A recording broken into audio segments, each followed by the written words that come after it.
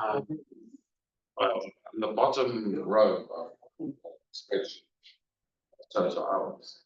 Sorry?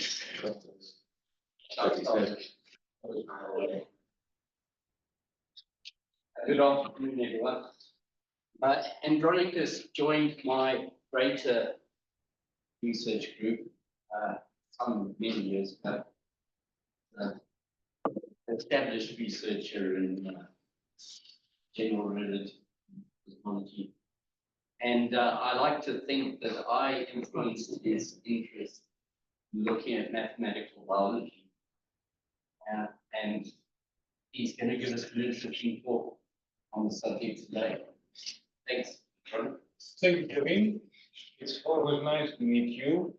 And actually, I'm not an expert in mathematical biology. I'm a naive on that. But I enjoy dealing with issues, with systems, with dynamics, and that's what keeps me active. So, I'm a physicist. That doesn't make me less mathematician. Mathematician sometimes thinks that I'm physicist sometimes thinks that I'm mathematician, but that doesn't make me less physicist. Doesn't matter, depends on how you see it. So there are two ways. After, science evolved when Galileo appeared, and after, centuries later, we have two main approaches of epistemology. The one based on Francis Bacon, which is called the empirical method, which means that we learn and we try to understand a dynamical system, a model system, a phenomenon by observing it. So, and every time we observe the system, we improve our model, our theories. And then on the other side, there is another approach, totally distinct from Laplace, who based on the idea of Aristotle about the existence of the one, which, okay, it was more philosophical, more has to do with the gods in that period. But the idea was like to exist one thing, one quantity that can describe everything universal. Now, in physics, it is really, really interesting that we can describe the majority of the systems, at least in large scales, not small changes, but at least in large scales, by introducing something that we call one. The standard model, we can describe all the particles that we have in physics, that we natural world, by having a Lagrangian function. And actually, since I work in general relativity, I can tell you that we can have an exact description for the majority of the gravitational phenomena we observe in the night sky by studying by a simple function known as Einstein-Hilbert function. So that simple function can generate all the models, can generate all and produce all the physical phenomena that we observe, and actually make predictions for things that we haven't seen before. For instance, gravitational waves were predicted 100 years ago by Einstein, 110 years ago by Einstein, and were observed 10 years ago. So we had the theoretical construction, but not observation. Now, dealing with Kevin all that years and having some discussions about population dynamics and seeing the system, my thought was like, okay, you have models, you have data, so you have systems, they have a behavior, can be an oscillator, can be exponential growth, etc., and you model them with equations.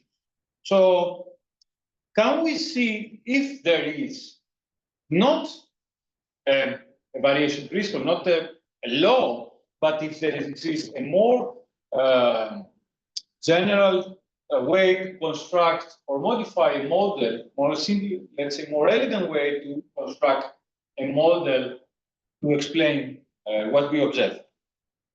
So that's what I would like to show you today. Some physical, some analogies between some simple biological dynamical systems, population dynamics actually, with some analogies in Hamiltonian physics, and how maybe we could use these results to extend it, to study further, more complex systems. So I will start my presentation by saying a few words about Hamilton's principle, then what is Lagrange function, and then I will go in mathematics, give some details about the linear type equation. Then I will focus just into the population dynamics, and then I will show you two methods, the one here, and then I will present the Hamilton-Jacobi theory and something we are doing recently about the way to describe some systems in the similar form of total lattices. So, physics indeed distinguishes itself from other theories within the realm of applied mathematics with the presence of the variation principle. So, in physics, we have a principle that we call it Hamilton's principle, or in principle of least action, maximum action, which provide us the equations of motion, equations that describe the evolution of the parameters that we have. I will give an example later. So Hamilton's principle is something that the trajectory followed by the dynamical system between points in configuration space ensures the stationary condition of the action. Actually, what that means? It means that I have a particle, and I want this particle to move from point A to point B. The trajectory that will follow, you will tell me that in physics here in this world will be a straight line. In general, in a curved space, it will not be a straight line, it will be a geodesic. But if I have a force on it, it will make another line. Okay? What is this? The line that will follow? I mean, we can describe it, we can write mathematically. But actually, that Hamilton principles tell us that the physical world is lazy. The line that the particle will follow to go from one point to the other will be the one that needs to have the least action. So it will make the less effort. And it's something that we employ naturally when we do something. We are lazy. I'm lazy at least. So, the corresponding equations of motion are expressed by the Euler-Lagrange equations derived from the associated function which defines the action integral. Now, the Lagrangian function that we construct and describe as a system denotes a serves as a crucial element describing the dynamical system and offers a unified framework for addressing a broad spectrum of physical problems. So, by studying, considering Lagrangian function, we can study all the physical problems for the system. Newton's law of motion, yes, are traditionally formulated Cartesian coordinates, and the Lagrangian approach, actually, Newton's law of motion are true, the second law of motion is true only in the case of Cartesian coordinates, where we don't have forces due to the rotation. I mean, when we are in polar coordinates, we have what we call central forces that appear due to the rotating system. But in the Lagrangian approach, we can describe Newton's law in a more universal way by introducing alternative coordinates. So this formulation provides a method to incorporate constraints through the Lagrangian multiplier. I mean, we can describe using Lagrange multiplier another approach to study the physical systems and consider the Hamiltonian formalism, and from here actually to pass to quantum physics. That's why Lagrangian is necessary to find it. Now, the existence of the Lagrangian function is essential because it provides a common fundamental structure and steady point that's variation principle, as I mentioned before, and allow us, of course, to apply new methods and new techniques for the study of the system. For instance, when we have a dynamical system, a particle moving under the action of a force, we can study the potential, what we call the potential function, and understand the motion of the particle, the existence of the stationary points, if it has periodic solutions, just by making a single plot. And of course, we can apply theorems like Nether's theorem to understand, to derive conservation laws for the system, which are quantities that are conserved. We call them, sometimes we give them names, as we call energy or momentum or angular momentum. And an important characteristic is that, the construction of the Lagrangian for a system is called inverse problem. And an important characteristic is that there's not a unique Lagrangian for a system.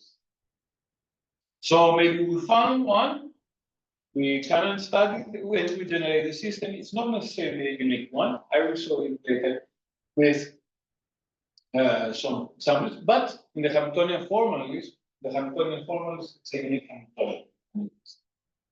Now, consider that we have a function lambda, which for the simple case of second order differential equations, this function depends on time, position, x dot is a first derivative with respect to time. I know that you are mathematicians, and I'm sorry I use this computation physics.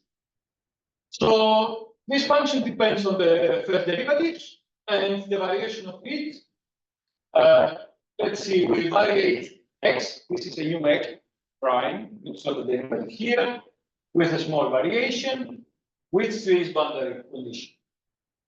Then the variation of it tell us we take this expression and integration by parts provides this. So Hamilton's principle tells us that if we want this to be maximum or minimum, that's how we want it, then this quantity should be zero. These vector fields, these are called the Euler Lagrange equations and produce the equation of motions for this function lambda. So this is a straightforward and it's very simple to do the equation. Now, some properties of the Hamilton's principle, all of these vector fields, I can say this is a vector field. The introduction of a total derivative does not affect the equation of motions. It negates symmetry. So if I introduce a total derivative here, that will be the same thing. So the new Lagrangian L bar and L, these Lagrangians describe the same system. And that's not the only way to see why the Lagrangian is not necessarily unique. For instance, the equation of motion for the free particle, x double prime equals 0, follows from the variation of the Lagrangian function for any of these form. So if you take this function, f, which depends only on x dot, but f to be nonlinear, necessary, then for every nonlinear function f, the equation of motion you will derive this one, x double dot equals 0. Only one single case, only one case is in what we call, you will find it in books of physics to be the x dot square, which is known as the kinetic energy. Now, in Newtonian systems, we mainly use the Lagrangian function to be of the form kinetic energy minus potential, which the potential attributes the forces for the system. So this has, usually in Newtonian physics, this has the kinetic term, this one, and this has the potential, is a potential function. Now, a simple potential that we can have is this quadratic potential we describe actually an oscillator. And from the plot of the potential, we can see that the potential has a minimum, and the minimum is at 0. And actually, if we move left, right from that 0, the particle will move on that line. It is nothing else than a wave. And what will do the particle will oscillate. As you can see, we can describe the oscillator using just the potential function. If we had a more complex potential, like something going like that, we will see if the points are stationary from the form of the potential, how many oscillators we had, how many possible oscillators we had, or if it was, we were able to see if we had the initial condition that we can pass from an oscillating period one to another, or we have other unstable solutions. So just by plotting the potential, we can do that in the two-dimensional case, the three-dimensional. So by calculating, let's say, the faults or the extremes, we can understand how the solution will evolve.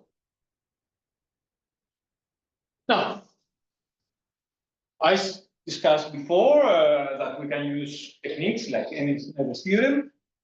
It's one of the most well-known theorem in, I believe, in mathematics, applied mathematics, at least in physics. Andronikos published a work in 1988 and established a connection between the existence of conservation laws and the symmetries of the variation. So, NITheCS currents, conservation laws, are related not just to the energy and to the momentum as we do in classical mechanics, but to real charges and phenomena that we observe in nature.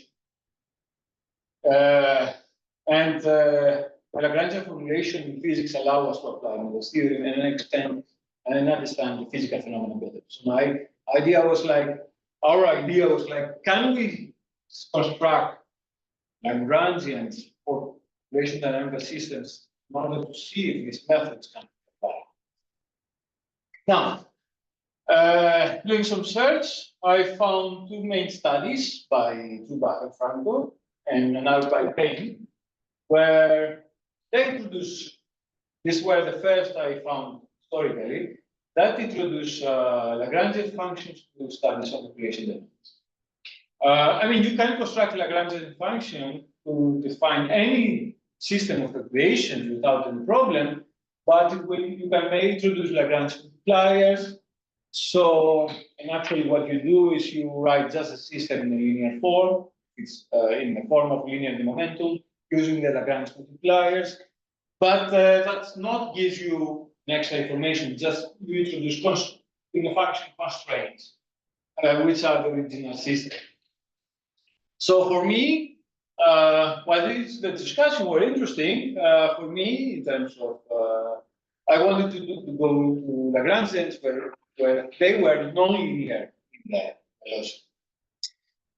Actually, in 2012, Maria Clara Nucci shows that these Lagrangians can be used using the Jacobi-Lasky prior approach. It was a technique that she was working at periods. And actually, in 2023, that was a paper that we started working on. It was a work by Hamiltonian, Usiela, presenting an alternative approach to construct a Lagrangian. Actually, what they did is that they took, let's say, system of population dynamics, two equations of first order, and they increased the dimensionality of the equations by making the first derivative second derivatives, and the zero derivative first derivatives. And they construct Lagrangian-like, Hamiltonian-like systems by introducing also additional constraints. And personally, I wasn't happy with this approach because it was a construction approach having constraints inside. So I wanted to see if there's a way to construct Lagrangian without introducing constraints. So, an equation that is, I would like to present you an equation that we actually found that appears. It's a linear type equation. It's a non-linear equation, which, however, this quadratic term can disappear using just a simple change of variables. It's a coordinate effect. We can disappear by doing this simple change of variables. And that actually, we will use it later because, as you can see, with this change variables, we eliminate something that appears in mathematical biology, the exponential growth. I will use that later. So simplifies a lot of my life. So, and from a one, we can express one in equivalent way like this.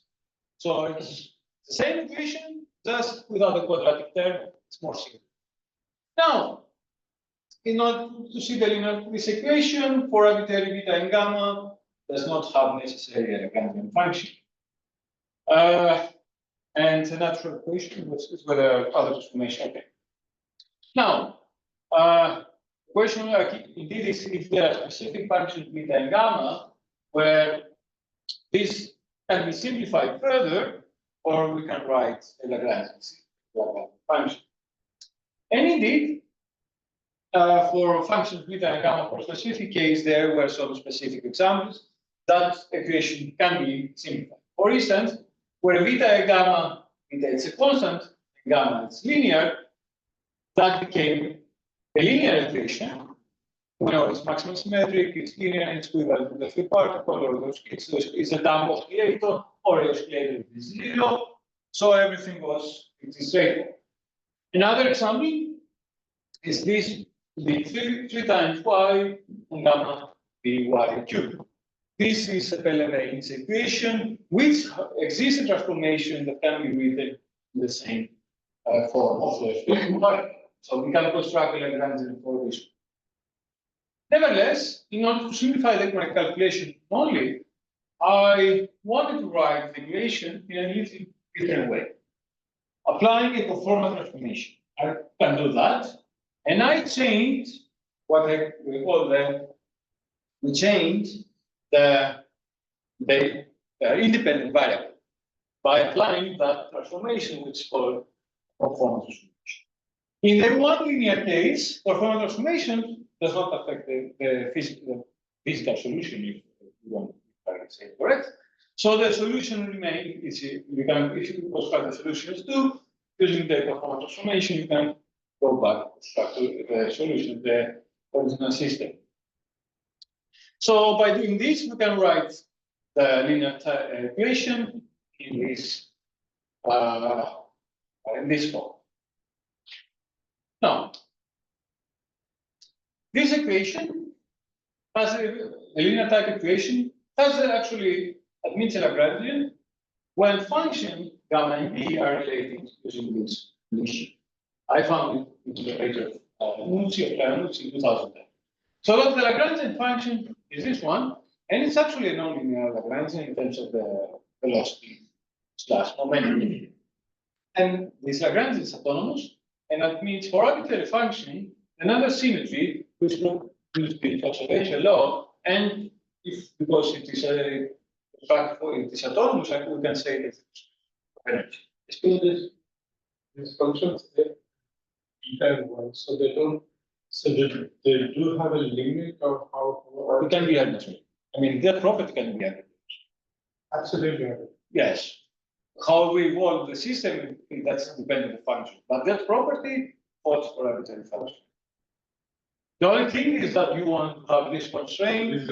This is the constraint, this exists. So, so what I will go now, I will see if I can construct for another kind of Lagrangian for the equation 4. And I call this, this is my master equation. And it's an equation of second order, time dependent. Okay? I remove the coefficients of all of the first derivative linear term. I took these coefficients, and this was autonomous. I make a rescale in time, and I move this, and I make it of this form, beta. Now, I can easily construct a Lagrangian for this equation simply because I know this term, it's Newton's law, the part of the acceleration. And this term is a force. So at the end, I can construct a Lagrangian like this simply by using physical analogy and see like that. When this is independent of S, Lagrangian is time independent, that means it's conservation law, which is nothing other than what we call the energy in Newtonian physics. Now, I will go to the examples that we examined, and I will consider the simple two-dimensional double-terra system, which describes a planar data model. And what we did actually is that we express from here, we solve the W2 in terms of the W1. And we replace it with the second equation. So this system, nothing else, it's equivalent with this equation. It's a second order equation, has the same degree as before. It's just if you define the W2 to be given by this expression, you reduce to this. So it's the same thing. Equation 9 is a linear type, but does not possess the property to have Lagrangians before for the application of Newton's theorem. But if I remove now, as you can see, the exponential growth that the system has in placing a significant role in biology, I can simplify the equation 9 as follows. And now I recognize that my beta and my gamma are these ones, and I found that this is not a linear property, and I do the change of variables in order to reduce it to that simple equation and to construct a Hamiltonian analog Lagrangian function where its variation gives me that. That was the approach we applied almost 2 years ago, or 1 year and a half. So that was our first example. We did it for another model, simply two-dimensional SIR model. The procedure was the same. Write the system as I said, in equivalent form of one equation of second order. Eliminate quadratic term, simplify it, and recognize beta and gamma. And here, if we eliminate this term, I mean, it wasn't necessary, you will see that this model is equivalent, it has a Lagrangian, the free particle is equivalent to the free particle. But just expressed in non-canonical coordinates. So we take these non-canonical coordinates, we guess this is maximum symmetry. So you can read them to the free particle. This is a transformation that applies connected to algebras. It's a projective transformation. So for another model, a host parasite model, which is different from the low-Cabothera system, we apply the same approach, and we end it again here. I just introduce this one to simplify the quadratic term, and do the same transformation. We end it to that function, and this is the Lagrangian one.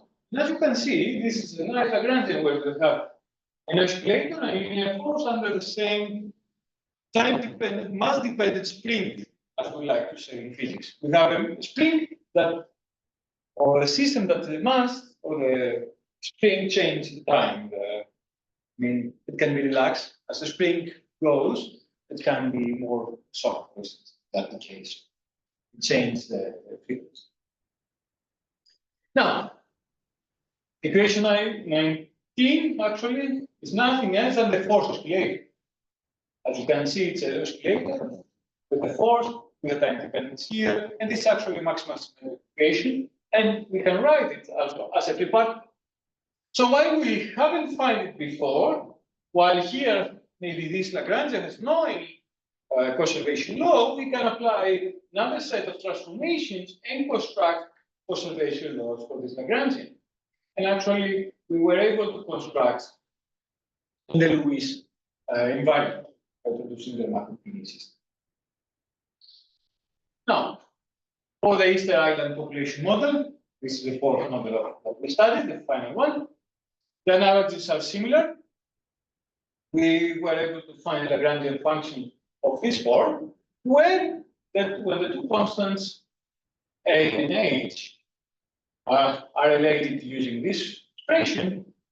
Lagrangian, as you can see, all this term is eliminated, and the system reduced again to the free particle. So we can have exact solution, except of that, we understand the dynamics in power. So in this approach, final time, in this approach, we took the systems that they described and we construct Lagrangians to be Hamiltonian-like. So the concept was like, later we thought, okay, maybe we can keep this, try to understand this. But honestly, after this big investigation, I couldn't find common feature between them. And that led us to what we are doing today. And it's, what I would say, it's not a unique approach to finding Lagrangian. Of course, I discussed that before. And what we are doing today, I would say it's more elegant. I was a child 2 years ago on the subject. Now I'm even more, actually.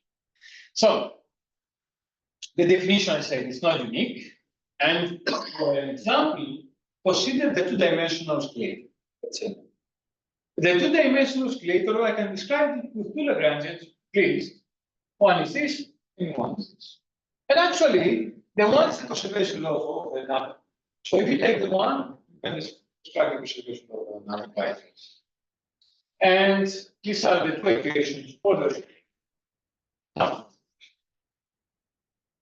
there exists a very nice concept in Hamiltonian mechanics. It's called Hamilton's.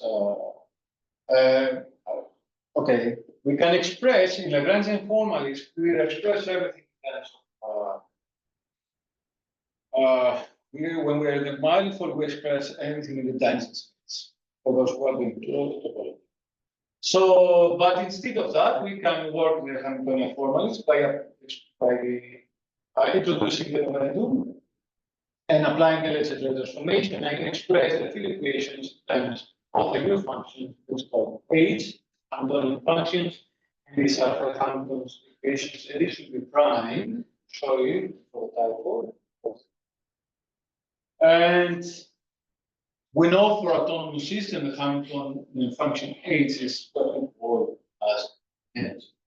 So transformation which go from one to another is the algebraic. Why it's interesting and why it's important? I mean, the Hamiltonian function, the one we use to quantize, is the Lagrangian has no physical meaning. If someone asks me what's the physics of Lagrangian, what it means physically, I'll tell you nothing. But I can construct the Hamiltonian, and the Hamiltonian is the one that gives me physical information. The Lagrangian gives me, produces me only the field equation. That's why it has no meaning because it's not unique. But the Hamiltonian is. And actually, a very interesting property of the Hamiltonian is that we can use its elegant way to write the equation of motion. And actually, when we can determine the action to reduce the system. So, if we have from the Hamiltonian, we can construct simply by replacing the momentum with function s. This is for the action by solving this nonlinear, first order PDE. When we have conservation laws, we can constraints, we can solve it explicitly and determine the function. When we determine the function f from the derivative of function f, give us a momentum. Actually, we can use this to reduce the system, remove all the momentum from here and reduce it further. I will show you an example. So, for instance, for the Hamiltonian function of the two-dimensional scalator, this one, related to the Lagrangian and the previous one, the Hamiltonian type of the equations is this. So, this equation has a solution, this is this one, where rho 0 is a constant. And now I can use this one to write the reduced Hamiltonian system, these two equations.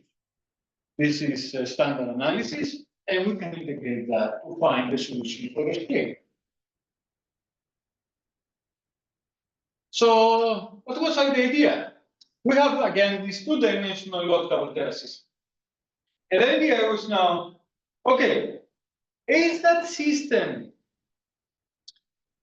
did that system came from a Hamiltonian, which we applied the Hamilton-Jacobi theory? That was the question now. Not to construct Lagrangian, but if it came from a reduction of Hamiltonian system. So in order to do that and to simplify it, and from the experience from before, I knew that it would be easier if I remove the exponential group. That's not the problem, it's just a change of variables, and I remove everything, I take everything to infinity. But I can recover the exponential growth later without an issue. And the Lotka-Volterra system is written now like this. And I say, okay, let's assume that x dot 1 is the momentum p1, x dot 2 is equal to the momentum p2. And I want to have a function s that the p1, which is this one, and p2 to be this one, satisfy this equation. Can I find the function f? S, no. System 40 has no consistent solution for general cost maybe. So I say, okay, doesn't work. But what if x dot 1 is equal to p2, x dot 2 equal to p1? It can be any function you want. But sometimes it usually works, and in this case it works. So if we take this inverse, so if we take this derivative 2 and this derivative 1, then yes, we can construct action, we can derive an action, and from the action, very easily, we can construct its equivalent, its Hamiltonian. And the Hamiltonian is a 42. I have, as you can see, I have a kinetic term here. This is a kinetic term. It's not diagonal, defined by non-diagonal matrix. And I have a potential term. And as you can see, this constant plays a role. I can put it on the right side and say this is the role of energy.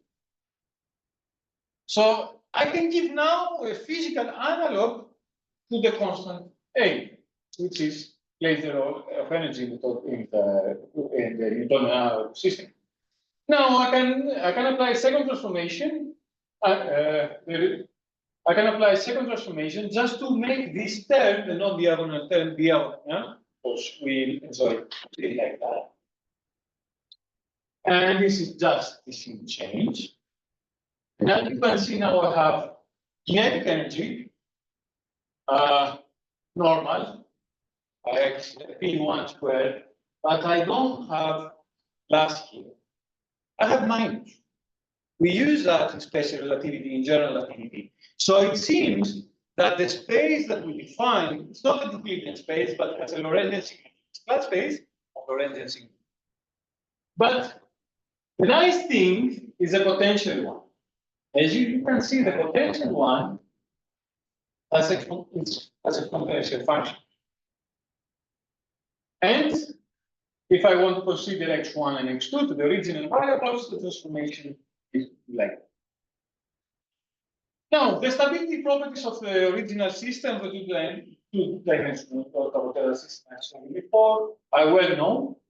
But now I can study the stability system very easily by studying the properties of function of the potential function. So I can find equilibrium points simply by solving these. And these are the equilibrium points. I have the points at infinity, but I don't consider them now. And in order to understand the stability, we just apply simple stability theory. But we should be careful here because our matrix is not the Euclidean. We should apply factor here to introduce for the linear system.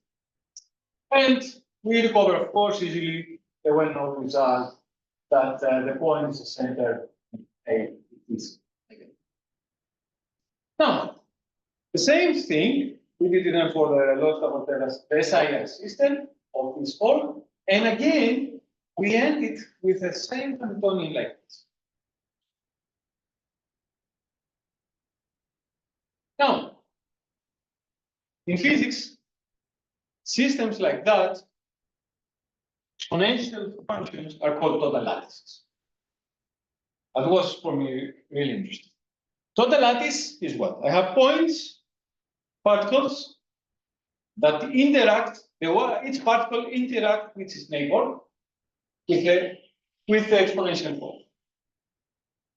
So that is a total lattice. I have this lattice, the particles are in a line, and its equation of motion are given by phi. So each one interacts with the left and the right. So the total lattice is an integrable system well-known and established and examined in physics.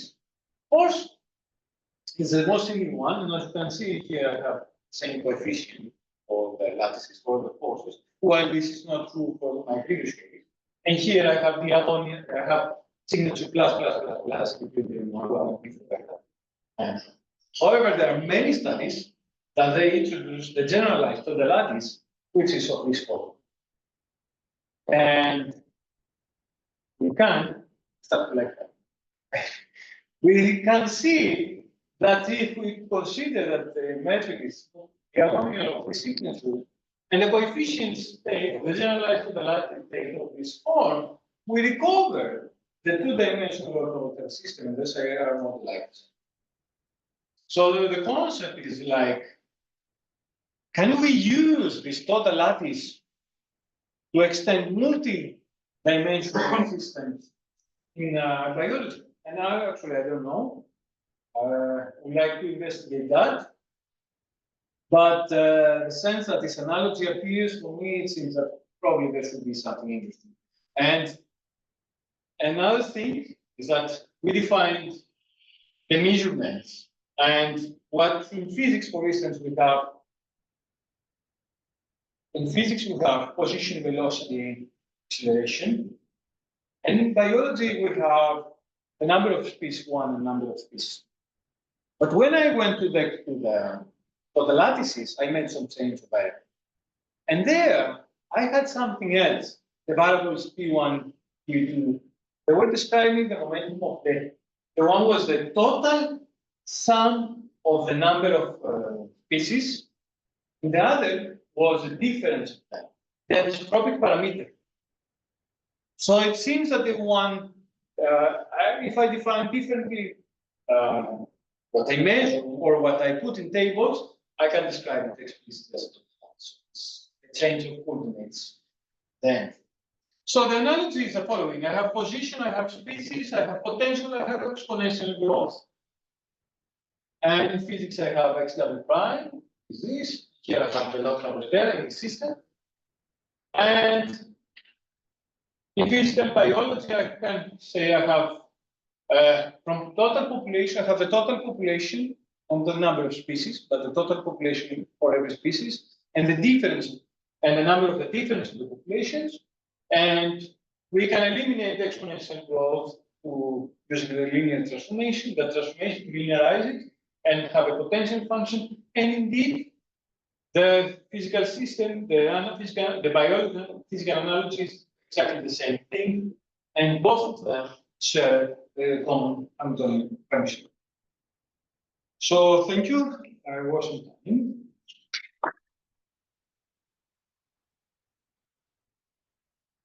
Thanks. This is the time for question. Any question? I think the last slide really points to one of the big challenges in higher is understanding what all these variables mean. So when you're Lagrangian, for example, where in physics you have T minus B, you think about kinetic energy and potential energy. I don't think the terminology is there yet in that higher. And I wonder how one can actually make progress in there. And I wonder about your plans as well. Because when we talk about conservationals in physics, we know what we mean. About biology, I don't think those concepts are still there. Maybe conservation of biomass or something like that. So I'm interested to hear from the biologists what they experience. I don't know about biology, but in terms of physics, we have conservation laws, physical systems that they don't have names. Sure. Or they are not so popular. But there are quantities that exist. Now, the analogy kinetic minus potential, maybe it doesn't work for these models, but the last analysis for me will be really nice to construct multi-dimensional systems with a more elegant way and connect. I mean, I started my discussion using Francis Bacon and us, but today, of the 20th century, it's like the philosophical currents use both approaches to prove.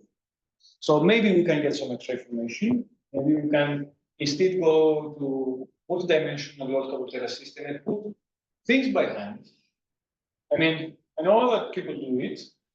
We do it in physics, we put things by hand, but it's not an elegant way. So maybe taking, for instance, here, say, total lattice or extend this, use it as a way to formulate, and always to think what I measure. Because if you put here the number of species, I have a spike species 1, species 2, that doesn't work. See that you should measure something different. That is an interesting thing. No. I don't have much to add, but it is definitely a very interesting. Yes.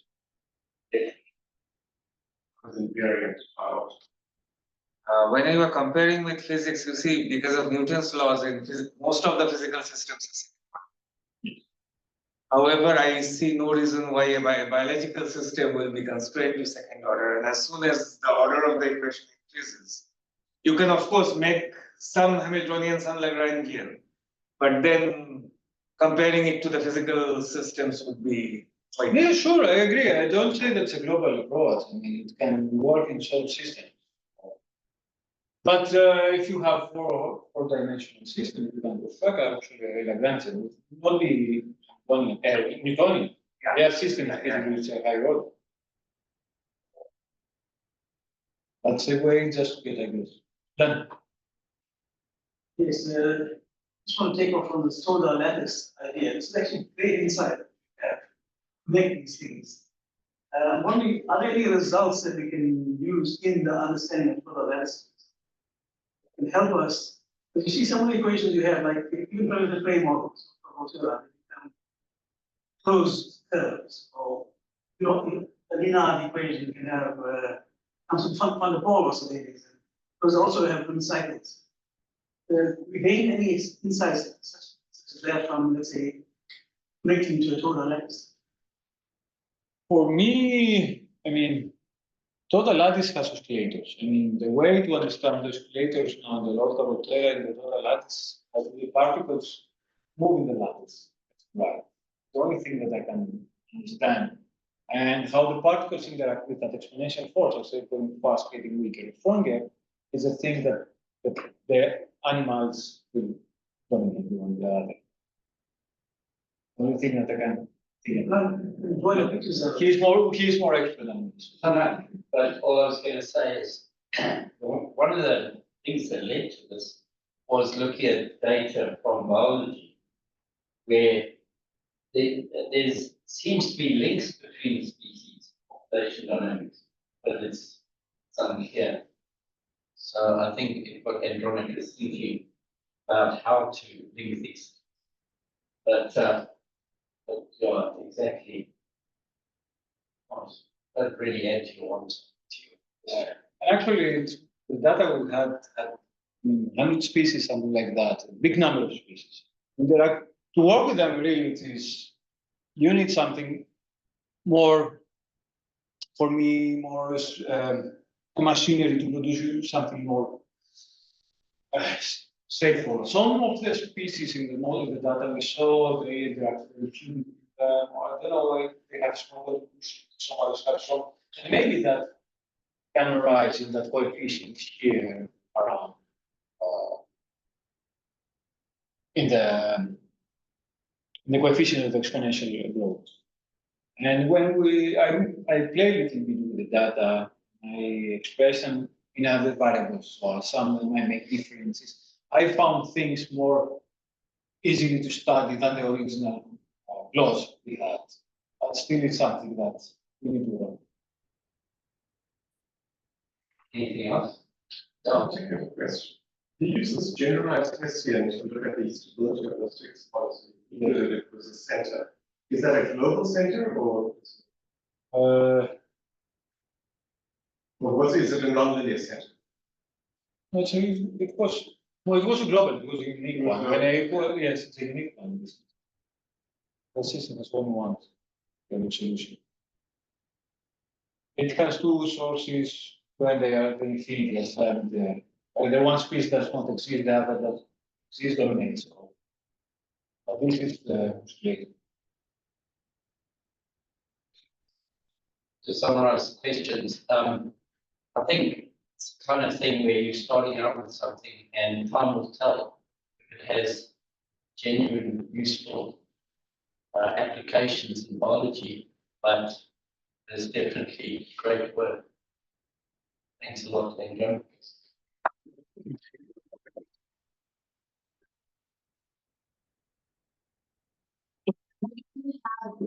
Line.